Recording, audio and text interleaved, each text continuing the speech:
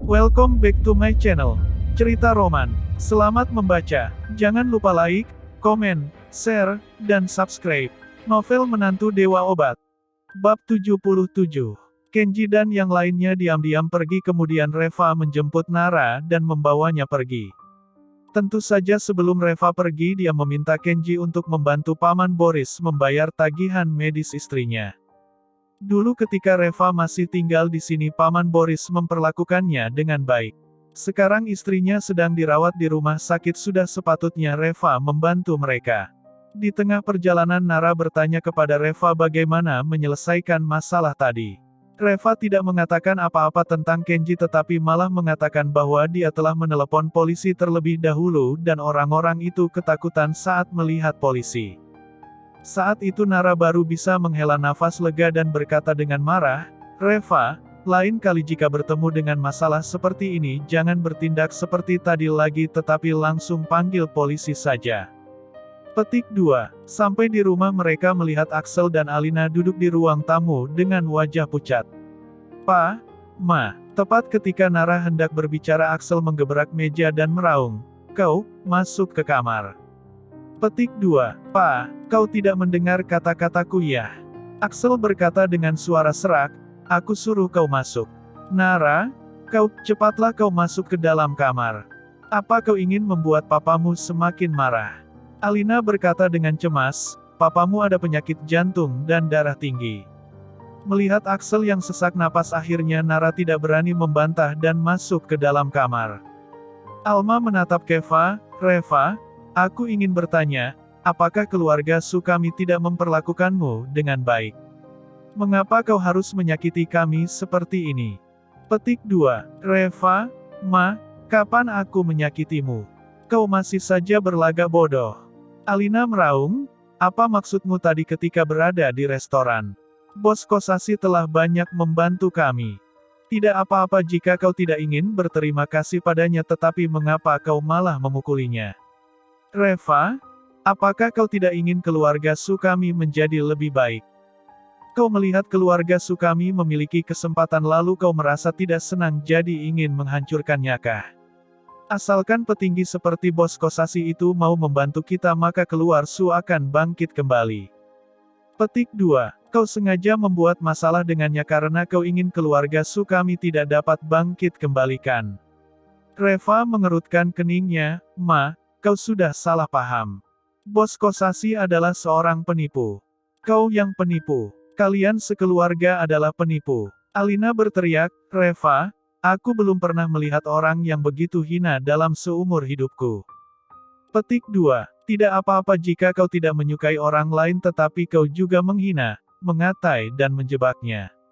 Mengapa kau begitu tak tahu malu? Apakah kau masih manusia? Apa saja bisa kau lakukan? Ma?" Nara membuka pintu kamarnya, "Masalah waktu itu Tuan Muda Meng." "Masuk." Axel meraih cangkir teh di atas meja dan melemparkannya. Nara tampak terkejut dan hanya bisa menutup pintu. "Axel, Reva, tak perlu banyak ngomong lagi. Sekarang katakan padaku, kapan kau akan menceraikan Nara?" Petik 2. "Reva, aku tidak akan menceraikan Nara." Axel kembali meraung, "Tidak mungkin untuk tidak bercerai. Reva, kau jangan berpikir untuk berharap pada keluarga Sukami ya." Petik 2. "Kau pilih kau mau langsung menandatangani surat cerai ini atau aku akan mencari orang untuk menuntut perceraian ini. Bagaimanapun juga kau harus keluar dari keluarga Sukami." Petik 2. Suara Nara terdengar dari dalam ruangan, "Bagaimanapun juga aku tidak akan menceraikan Reva. Masalah ini bukan kau yang berhak memutuskan." Teriak Axel dengan marah. "Reva, jika kau tidak mau tanda tangan maka kami akan menuntut perceraian ini." Alina menepuk meja dan berkata, "Mulai sekarang kau keluar dari keluarga Su, aku tidak ingin melihatmu lagi." Petik 2. Nara berkata dengan cemas, "Ma, dia adalah suamiku, mengapa dia tidak boleh tinggal di rumah Su?" "Suamimu?" Alina mencibir, "Oke, kalau begitu biarkan dia membeli rumah agar kalian berdua bisa tinggal bersama." Petik 2. Dia kan suamimu lalu untuk apa tinggal di rumahku? Jangan lupa like, komen, share, dan subscribe. Novel Menantu Dewa Obat. Bab 78. Aku, Nara berkata dengan emosi, aku akan membeli rumah besok dan kita berdua akan tinggal bersama. Petik 2. Jangan harap. Axel meraung, uang perusahaan itu milik keluarga Su. Kau jangan pernah berharap untuk menggunakannya. Ngomong-ngomong, pergi dan ambil stempel resmi perusahaan. Mulai sekarang aku akan meninjau setiap sen yang dikeluarkan perusahaan secara langsung. Alina masuk ke dalam kamar dan Alina berkata dengan cemas, aku adalah direktur perusahaan, bagaimana aku bisa memberimu stempel resmi perusahaan? Petik 2. Alina berkata dengan marah, Nara, apakah kau ingin membuat papamu marah? Apakah kau ingin membuat papamu dan aku mati di depanmu kau baru puas? Axel berlari ke dapur lalu mengeluarkan pisau dapur dan mengarahkannya ke pergelangan tangannya, kau mau menyerahkannya atau tidak? Jika kau tidak mau menyerahkan segel resmi itu maka aku akan memotong pergelangan tanganku di depanmu sekarang. Nara hampir gila dan mau tak mau dia menyerahkan segel resmi itu sambil menangis. Reva merasa tidak berdaya, dia hanya bisa berlaku kejam terhadap orang luar. Sedangkan mereka ini adalah orang tua Nara. Bagaimana mungkin dia berlaku kejam terhadap mereka? Axel kemudian menyembunyikan segel resmi itu seperti harta karun lalu menunjuk Reva dengan pisau dapurnya, keluar kau dari sini atau aku akan menebasmu sampai mati. Petik 2. Nara berkata dengan marah, jika kau ingin dia pergi maka aku akan pergi bersamanya. Axel mengarahkan pisau ke lehernya, kau mau pergi? Coba saja kalau kau berani. Petik 2. Jika kau berani melangkah keluar dari rumah ini, aku akan mati di depanmu. Nara berkata dengan panik, kau tidak masuk akal. Axel tidak menanggapinya sama sekali dan menunjuk Reva sambil berkata, pergi. Pergilah kau. Reva menghela nafas, Nara, jangan khawatir, aku akan kembali ke rumah sakit untuk tidur. Kau istirahat saja dengan baik, aku akan baik-baik saja. Petik 2. Setelah Reva pergi, Nara menangis dan berkata dengan marah, aku benci kalian semua. Axel dan Alina tampak tidak terlalu peduli dengan ucapannya. Alina malah berkata dengan bangga, Nara, kedepannya kau akan mengerti siapa yang baik terhadapmu. Petik 2. Kedepannya saat kau memahami niat baik kami, kau akan berterima kasih kepada orang tuamu atas semua yang telah mereka lakukan untukmu sekarang. Axel melambaikan tangannya, sudahlah, dia masih bodoh dan tidak mengerti niat baik kita. Yang penting kita sudah melakukan yang seharusnya kita lakukan. Alina berkata dengan tegas, iya, yang penting kita sudah melakukan yang benar untuknya. Petik 2. Keesokan siangnya Axel dan Alina bertemu lagi dengan Bos Kosasih. Axel tertawa sambil berkata, Bos Kosasih, aku benar-benar minta maaf atas kejadian kemarin. Aku sudah mengusir Reva dari rumah. Sekarang dia tak ada hubungannya lagi dengan keluarga Su kami. Alina juga ikut berceloteh, iya, Bos Kosasih, kau jangan menanggapi orang tak berguna itu. Nanti setelah dia menceraikan Nara baru kita kasih dia pelajaran. Tatapan Bos Kosasih tampak suram dan dia melambaikan tangannya, sudahlah, kalian berdua keluarlah. Petik 2. Jangan. Axel berkata dengan cepat, kami benar-benar meminta maaf dengan tulus, berilah kami kesempatan lagi. Memberimu kesempatan. Bos Kosasih menatapnya, sebelumnya aku membantu kalian karena mengira akan bekerja sama dengan farmasi Su. Petik 2. Tetapi, bagaimana putrimu memperlakukanku? Apakah dia punya niat untuk bekerja sama? Axel tertawa, Bos Kosasih kau jangan khawatir. Masalah kerja sama kau bisa bicarakan langsung denganku. Petik 2. Bagaimana caranya? Bos Kosasih berkata dengan marah, memangnya kau direktur perusahaan?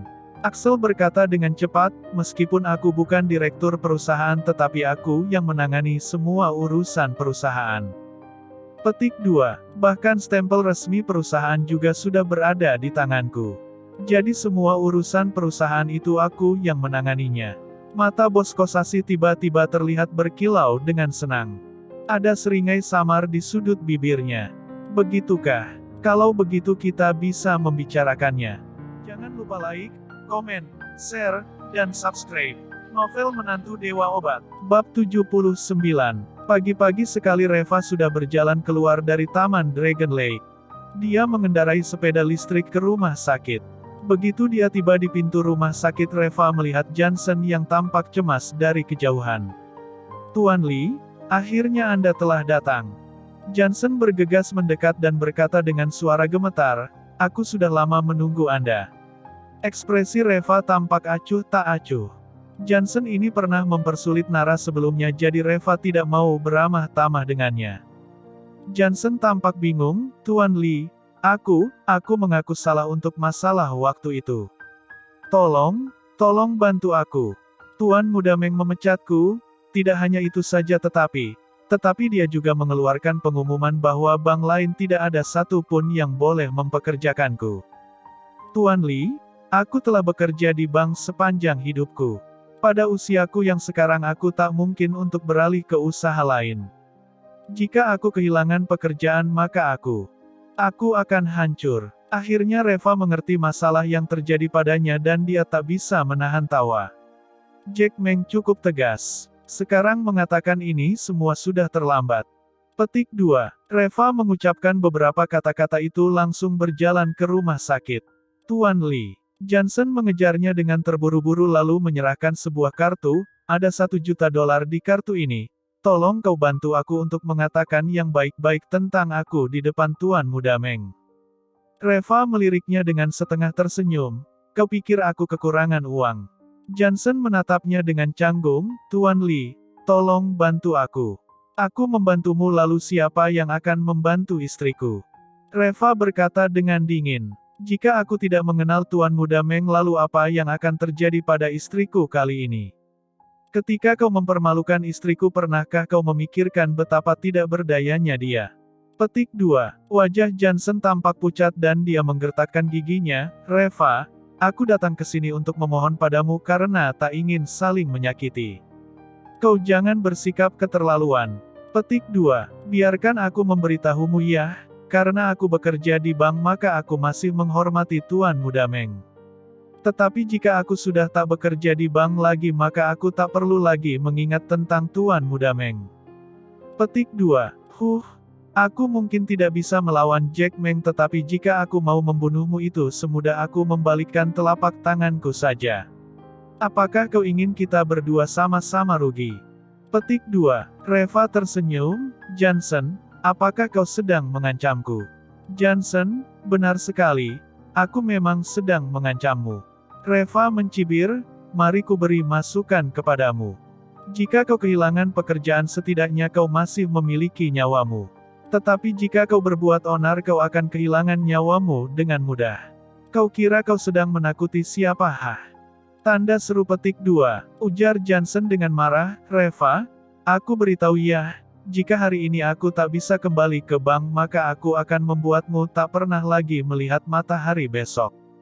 Petik 2. "Silahkan, aku menunggumu." Reva mengucapkan 3 kata-kata itu dan pergi ke rumah sakit. Johnson tampak kesal dan tiba-tiba mengeluarkan ponselnya. "Kakak kelima, masalah yang kuceritakan kemarin itu kau lakukanlah untukku hari ini." Petik 2. Reva kembali ke kantornya dan langsung mengirim pesan kepada Kenji. Dia memintanya untuk mengatur beberapa orang untuk melindungi Nara. Reva sendiri tidak takut dengan ancaman Johnson. Dia hanya khawatir Johnson akan mengambil tindakan terhadap Nara. Dan sekarang anak buah Kenji akan melindunginya secara diam-diam, jadi tak akan terjadi apa-apa. Pada siang harinya Reva mendatangi farmasi Su dan menjemput Nara. Mata Nara tampak sedikit bengkak. Sepertinya dia tidak tidur nyenyak tadi malam. Reva tersenyum dan berkata, "Ada apa? Jangan-jangan kau memikirkanku sepanjang malam sehingga tak bisa tidur nyenyak ya?"